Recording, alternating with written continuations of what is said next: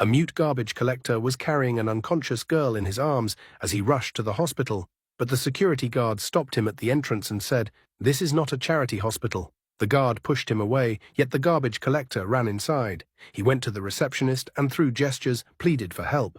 The receptionist said, "Who allowed you to come in? You smell terrible." The guard also arrived and said, "Didn't I tell you that you cannot get treatment here?" Hearing the commotion, a lady doctor came over and asked what was happening.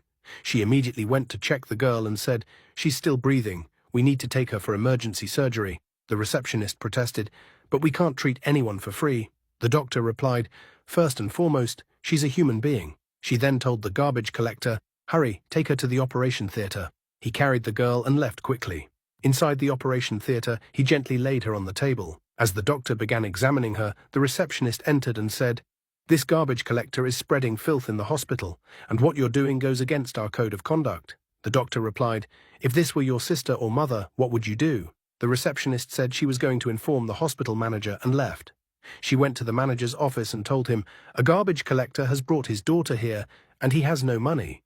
Our doctor has taken her into the operation theater and started treatment without authorization." The manager replied, "This is not a charity hospital. Remove him immediately." Just then, the doctor reached the office and said, "Sir, please come to the operation theater. A patient needs urgent surgery." The manager asked, "Who gave you permission to treat her?"